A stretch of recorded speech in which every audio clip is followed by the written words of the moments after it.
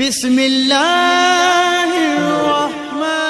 सबसे जो अहम जरिया है इताअत इलाही का और इस पे कायम रखने का वो है कुरान पाक।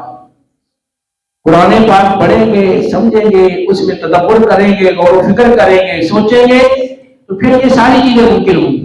फिर तकवा भी आ जाएगा और कुर्बे इलाही पाने के असबाब की तलाश भी समझ में आ जाएगी और जिहाद भी समझ में आ जाएगा। कामयाबी के जितने भी रास्ते हैं वो सब समझ में आ जाएंगे। जब तक कुरान से नहीं जुड़ोगे उस वक्त तक कामयाबी मुश्किल है। अब मसला यह है कि हर शख्स को अपनी ख्वाहिशात अजीज हैं, बाकी अल्लाह रसूल का जो नाम है वो तो सिर्फ जुबान की लोग की हद तक होता है।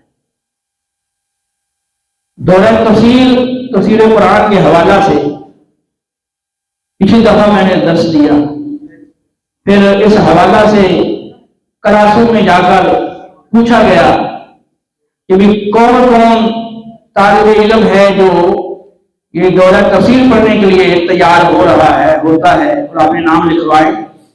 तो अब चंद के सिवा बाकी ने हाथ खड़े कर दिए। उन्होंने कहा कि हम कुरान के लिए तो हम नहीं ठहर सकते, हाँ कोई मैच वगैरह हो तो उसके लिए तो ठहर सकते हैं, और अगर कोई सैर तफरीह के लिए कहीं टूर पर जाना है तो उसके लिए भी बिल्कुल तैयार है।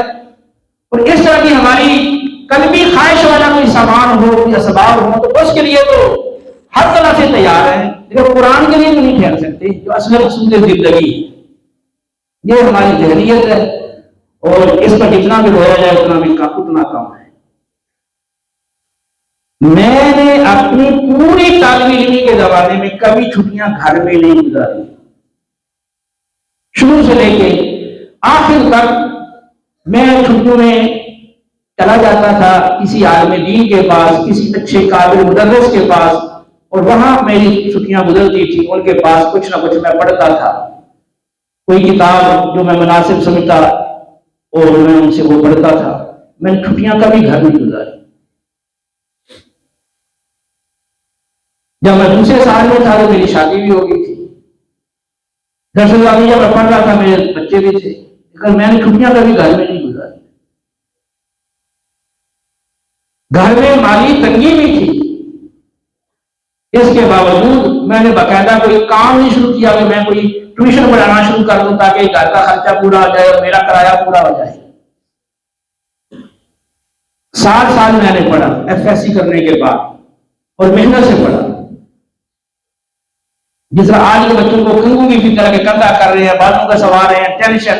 हालांकि मैंने कितनी बार बताया कि ये छोटे बच्चे अपने आप को दिलकश बनाने के लिए जानबूझ के इस तरह की मामला ना करें। साफ से रहें ठीक है, लेकिन बन समझ के रहना ताकि वो दिलकश बन जाए और दूसरों की उस पर निगाहें जम जाए, तो ये तो किसी तरह भी ठीक नहीं।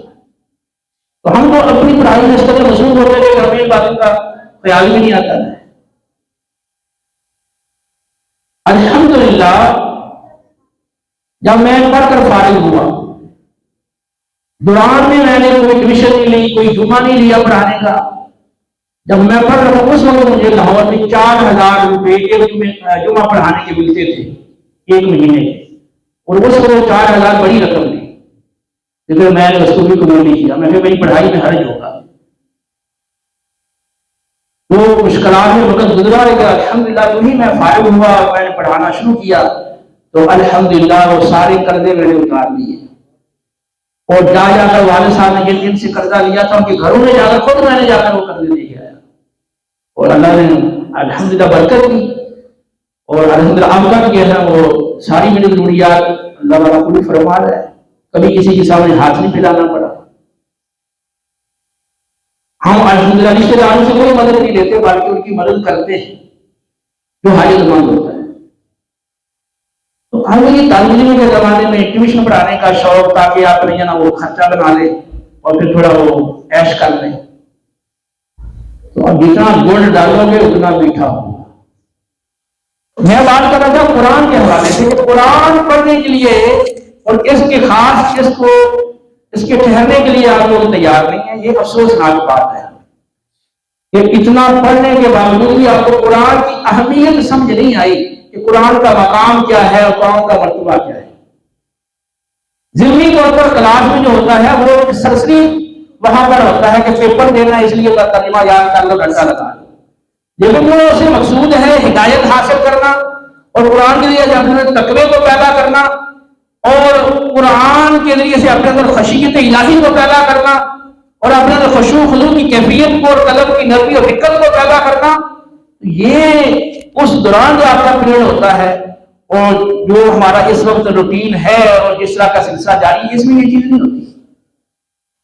अगर आप बाकायदा आप कुरान की खातिर ठहरते हैं और उसमें बाकायदा फिर आप जिस तरीके से आपको इंशाल्लाह पढ़ाया जाएगा, सिखाया जाएगा, उसमें आप अगर दिलचस्पी लेंगे तो इंशाल्लाह जो असल मकसूद है कुरान का हिदायत हासिल करना, वो आपको हासिल होगी।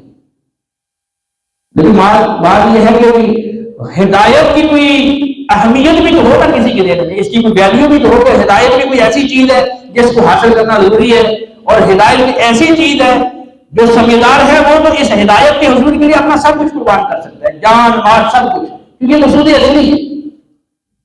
लेकिन यहां तो ये है कि दो चार बैठ जाते हैं, ये इतनी देर पड़ा है, अब हम इम्तिहान दे के अब थके हुए हैं, अब हम कैसे बैठे, कैसे करें, मैच हो, सैर तफरी हो, आपकी ख्वाहिशात वाला मामला हो, फिर आप थके हुए हो तो फिर भी आपकी थकावट दूर हो जाती है, नींदें भी आपकी वो उखड़ जाती है।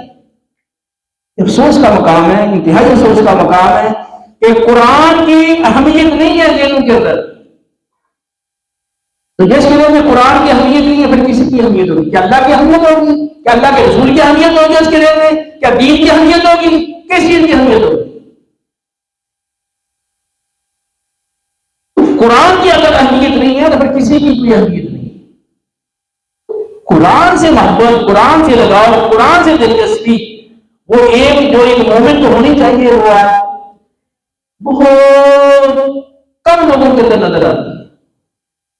तो कुरान से कोई लगाव नहीं, बाकी किताबों से लगाव है, बाकी मशागल से लगाव है, खेलों से लगाव है, फंक्शन मतलब में शिरकत का लगाव है, दावत में जाना इसका लगाव है, खेल कूद का लगाव है, गप्पे मारना आपस में बैठ के और फूलों में बातें करना इसका लगाव है, तरह तरह की तस्वीर और अपने मोबाइलों में स्टेटस में लगा रहे हैं इसका लगाव है। या कुरान से कोई लगाव नहीं। ये सारा पढ़ने का जो मकसद था वो फिर जाता रहा अल्लाह के बंदों। जब वो जिंदगी है तो ये इसीलिए मिली है कि अपनी ख्वाहिशात को पूरा करे। बस सहाबा की जिंदगी देखी ना जरा, मुसलसल मुशक्कतें, तकलीफें, भूख प्यास, सफर की मुशक्कतें और आशी तंगी और कपड़ों की किल्लत और पत्तों से पत्ते खा के गुजारा करना और फिर जिहाद करना और सर्दियों की शिद्दत और गर्मियों की शिद्दत, ये सारी चीजें उन्होंने बर्दाश्त की। और आप उनके नाम ले हो, जब नारे लगाते हो तो पता चलता है कि इतनी मोहब्बत है आपको सहाबा से, अहले बैत तहार से, नबी करीम अलैहिस्सलाम से कि आप जान से बिल्कुल ज्यादा जानते हैं। जब अमल की बात आती है तो आप पीछे हट जाते हैं। और फिर ये जो दर्स हो रहा है, अब इसमें कितने लोग तवज्जो से बैठे हैं, बच्चे उठ के जा रहे हैं। तो ये अजीब सी बात है कि दीन की कोई अहमियत नहीं। यही अभी कोई खेल कूद हो, तमाशा हो, कोई मदारी का तमाशा दिखा रहा हो, सब बच्चे खड़े हो जाएंगे। इनके वालिदैन भी आगे कभी खड़े नहीं देंगे, देख कर जाएंगे ये जो खेल तमाशा हो रहा है। ये अफसोस था कि हम बच्चों के अंदर वो चीज पैदा नहीं कर सके, दीन से लगाव मोहब्बत पैदा नहीं कर सके। ये लम्हा फिक्री है।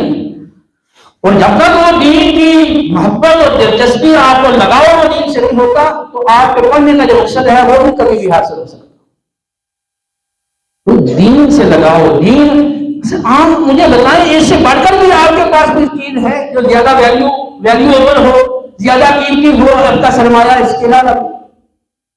कुरान है, कुरान के ताबे सुन्नत, यही तो दीन है, इसके अलावा कौन सा दीन है? कुरान और सुन्नत जैसे जो महफूज है वही दीन है ना। तो जो असल मरकज है दीन का कुरान, उससे आपका कितना ताल्लुक है, कितना लगाव है, कितनी दिलचस्पी है, मोहब्बत है, शौक है, ज़ौक़ है, आप देख लिया।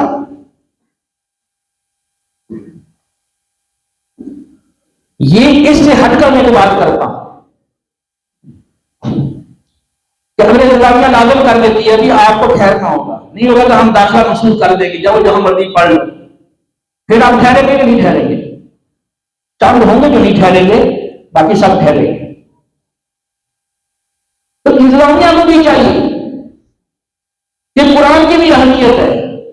अगर आप बाकी कामों के लिए सख्ती कर सकते हैं तो इसके लिए सख्ती क्यों नहीं कर सकते? तो इंतजामिया को चाहिए कि जो भी उनके सख्ती करें, क्योंकि जिसने पढ़ना है आ जाएगा, नहीं पढ़ना तो ठीक है, नहीं पढ़ना चाहता यहां पर तो किसी और इदारे में पढ़ लेगा। और उतने होते हैं ना छोड़ के चले जाते हैं, नहीं पढ़ते। तो अगर कोई इस खातर वो छोड़ के जा रहा है कि कुरान पढ़ना पड़ता था मुझे, तो ताकि मुझे मजीद कुरान पढ़ने के लिए ठहरना था, इसलिए मैं नहीं रहा। अपने वालिदा को जाके बताएगा मैं इसलिए छोड़ आया, दोस्तों को बताएगा मैं इसलिए मदरसा छोड़ आया कि वो कुरान पढ़ने के लिए बताता जरूरी है यहाँ ठहरना, तो मैंने कहा मैं नहीं ठहरूंगा। शर्म आएगी किसी को बताते हुए जिस वजह से मैं छोड़ के आया। और इंतजामिया के बाद तो मकबूल हो जाता है। हमारे नजदीक ये सारी तालीम से अहम तो कुरान। जब हम बाकी सारा साल रोक सकते हैं तो कुरान के लिए क्यों नहीं रोक सकते? और फिर कितने वो लोग हैं जो काफिलों में सफर करते हैं, बच्चे कितने तलबा हैं, दाखिल इस्लामी माहौल को भी आप देख लें कि अब वो फारिग हुए, छुट्टियां हुई तो काफिले में चले गए। तो ऐसे भी तो लोग हैं ना, पढ़ के फिर छुट्टियां काफिलों में गुजार रहे। मैं आपने अपनी मिसाल दी है कि मेरी छुट्टियां कभी घर में नहीं गुजरी। 2 साल में दौरा तफसीर कुरान पढ़ने के लिए गया छुट्टियों के अंदर। एक दफा मैं पूरे वाला कि उधर मेरी रिहायश थी, मैं करोड़ पक्के आया पढ़ने के लिए, और एक दफा मैं कराची गया पढ़ने के लिए दौरा तफसीर कुरान। 15 पारे एक जगह पढ़े, 15 पारे एक जगह पढ़े, और बाकी में मैं मुस्लिम उलूम पढ़ता रहा मुस्लिम जगहों पे। तो आप घर चले जाओगे, घर में जाकर हमें छुट्टियां गुजारनी है, कुछ अय्याम आप यहाँ ठहरेंगे जिसमें आपकी पूरी तवज्जो कुरान पे मरकूज होगी। बाकी जो चीजें हैं वो मौकूफ होगी और कोई आपको टेंशन नहीं होगी। बाकी सुबह के याद करेंगे, सिर्फ कुरान को तवज्जो देंगे, इंशाल्लाह थोड़े वक्त के अंदर आप कुरान को अच्छे तरीके से आप समझ सकेंगे और उसका जो असल मकसूद है वो आपको हासिल होगा। और कुरान से इंशाल्लाह जब ये आप बातें सुनेंगे, लगाओ दिलचस्पी, वो सारी चीजें पैदा होंगी। तो इसलिए मेरा आपको फिर ये नसीहत भी है, हुक्म भी है, मशवरा भी है हर एतबार से कि आप इसके लिए लाजमी उठें। और आपको कहने की जरूरत ना पड़े कि आप नाम लिखवाओ, नाम लिखवाए, आप खुद जाके नाम लिखवाए कि हमारा नाम लिखे, हमने कुरान पढ़ना है। हमने अपना फरीज़ा पूरा कर दिया, हमारा काम था आपको समझाना। इसमें तो मेरा फायदा नहीं है कि मेरी तनख्वाह बढ़ जाएगी, मुझे और दुनियावी बेनिफिट ज्यादा मिल जाएगा, तो अगर आप नहीं ठहरेंगे तो वो कम हो जाएगा, ऐसा नहीं है। ये खाली सिर्फ आपकी बेहतरी के लिए मैं अर्ज कर रहा हूं और कह रहा हूं। अगर आप अपने भी नहीं करते हो तो जो कुरान का नहीं बना वो अपना भी ना बना। तो मेरी आपसे फिर ये रिक्वेस्ट है, खुद अकेले नहीं औरों को भी तैयार करें, साथियों को भी तैयार करें, और भी आपके दोस्त हैं, दूसरे मदारिस में पढ़ने वाले तलबा हैं, उनको भी आप लेने पर तैयार करें। इंशाल्लाह उनके यहाँ रिहाइश का भी इंतजाम हो जाएगा, उनके लिए खाने का भी इंतजाम हो जाएगा। तो इन तलबा के अलावा और भी कोई तलबा आने चाहे, यहाँ पढ़ना चाहे इन अय्याम में, तो उसके लिए भी आप कोशिश करो, ना कि तो अपने आप को अकेला करो, तैयार करो।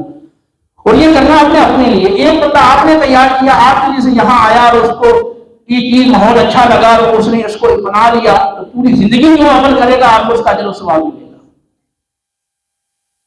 तो आप दुनिया में एतबार से तो सोचते हैं कि अगर इतना पैसा लगाया जाए तो इतना बेनिफिट मिलेगा, इतना ज्यादा वो पैसे इतने ज्यादा मिल जाएंगे इस कारोबार में। तो इस ये कारोबार जो है ये समझ में नहीं आता कि हम किसी को अगर यहाँ तैयार करके ले आएंगे तो फिर उसे इतना फायदा हो जाएगा। ये दुनिया के लिए जो कमाने वाले हैं ये लोगों को तैयार करते हैं कि नहीं? आपको पता है ना, दूसरे लोगों को देर बनाते हैं कि ये चीज खरीदो, ये चीज खरीदो, मुझे इतना कमीशन मिल जाएगा।